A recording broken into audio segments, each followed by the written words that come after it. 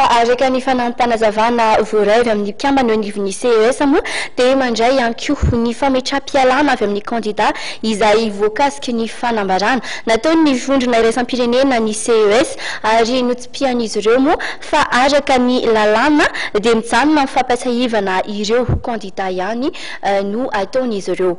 Iroso ohatrany isika ao anatin'ny vaovao ara-politika izay tsy manaiky ny fikasana anapotika ny demokrasia eto amintsika ny tena ko araka ny nambaran'Andriamatoa ny Rado Rafalmanana izay isan'ireo milasaka ho candidat amin'ny fifidianana filoham-pirenena miantso ny rehetra andrainy andraikiny amin'izany ary izy.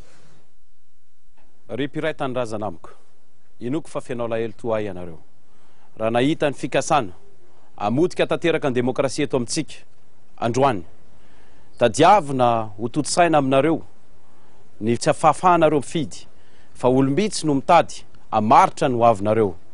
Ny demokrasia dia tsy fanentanan'olona handrava sy amotika. Ny demokrasia dia tsy fikambanan'ireo mpitondra na taloha na ankehitriny izay te hifikitra amin'ny fitondrana. Ny demokrasia dia tsy toerana fialam-boly ho an'ny ankizy. Ny demokrasia dia isika 20 tapitrisa izay te hanorina sy hanarina ny asin'ity nositsika ity. Ankehitriny dia tsy afaka ny anginy intsony aho. Ampy izay. Mahatsapa aho fa mila mandray andraikitra tanteraka isika manoloana n'izao fahasahiranana ara-drafitra sy ara-politika izay lalova ny firenena izao.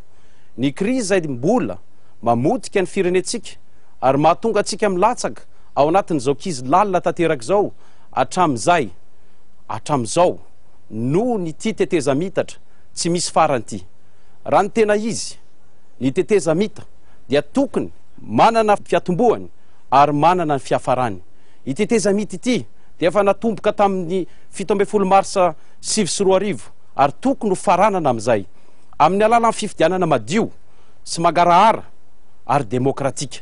Fotoanany izao efa nifanekena dia fifidianana fihodonana voalohany ny 24 Jolay ary ny fifidianana faharoa dia ny 25 Septambra. Isika tompon'andraikitra politika rehetra isy ianareo mpitondra fivavahana, tompon'andraikitra ara-piarahamonina, isika mpandraraha, isika mpiadidy, isika olom-pirenena tsy akanavaka dia tokony irahina hitaky ny fanatanterahana fifidianana filohan'ny repoblika izay ho tena famaranana tanteraka ity teteza mitatra ity tsy misy atakandro. Tsy afaka ny anaiky ny andry itsony isika. Ampy izay. Izao anto izao dia mitaky fahatonona sy fahamatorana ho an'ny tsirairay avy. Aty amintsika ny mason'izao tontolo izao. Andao aseho fa azotsika malagasy atao ny mamerina ny demokrasia sy ny fanarahan-dalàna eto amin'ny tantsika. Tsy misy fanarenana firenena azo atao ao anatin'ny fisaratsarahana. Tsy hisy fahasalamana, tsy hisy fampianarana ary tsy hisy fahamarinana ho an'ny Madagasikara raha tsy ao anatin'ny filaminana sy ny fanekeny fivondronam-be ny iraisam-pirenena izay tsy azotsika hialana, tsy azotsika ekeny intsony ireo mpanan-kirotana izay mitady andrava izao fifidianana izao. Fifidianana izay mba hanatenantsika amerina indray ny demokrasia sy ny fiadanam-po malagasy tsirairay avy.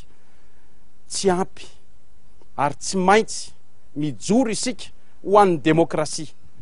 Tsy maintsy miaraka isika amerina indray ny asin'ny Madagasikara.